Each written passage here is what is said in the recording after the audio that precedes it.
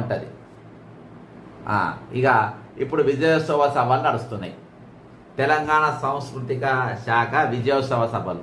తెలంగాణ కాంగ్రెస్ పార్టీకి ఒక చరిత్ర ఉన్నది. ఆ చరిత్ర ఏంటంటే ఇండ్లు ఇచ్చిన పార్టీ, భూములు పంచిన పార్టీ.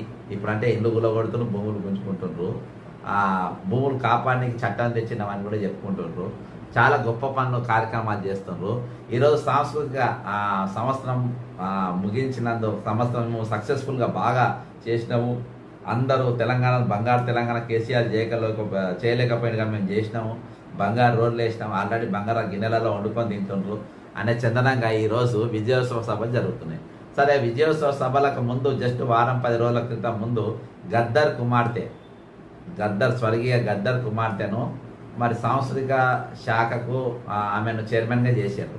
మరి ఆమె చైర్మన్గా ఉన్నది మరి ఆమెకు తెలుసో తెలియదో. మరి ఈరోజు నెక్లెస్ రోడ్లో వాళ్ళు విజయోత్సవ సభలు పెట్టారు. ఆ విజయోత్సవ సభల తెలంగాణ సంస్కృతిని ఏ విధంగా చూపెట్టిండ్రు, ఏం పాటలు చూపెట్టిండ్రు ఒకసారి మీరు విని తరించండి. ఈ యుగాల గీతాలు భరించండి, తరించుడు కాదు భరించండి.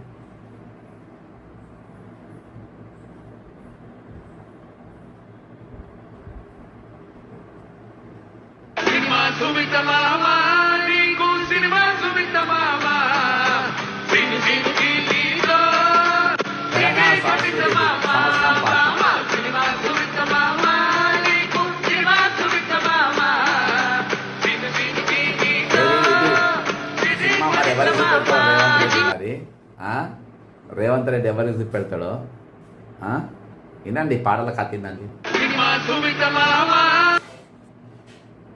ఇక ఇంకొక ఆమె వస్తుంది ఇలా. అంటే దీన్ని ఈ వేదికను ఎవరెవరు ఏ విధంగా వాడుతుందో చూడండి. గారు, we are looking forward for your next film.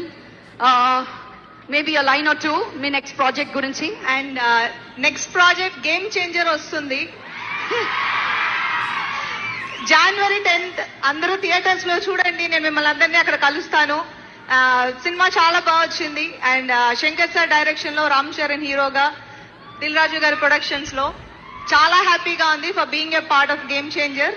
And I'm looking. ఏమన్నా సిగ్గుందా రేవంత్ నీకు? ఏమన్నా సిగ్గు శరం ఏమన్నా? ఇదన్నా పాటలు చూడండి. ఇంకా మామూలుగా లేదు తెలంగాణ సాంస్కృతిక శాఖ.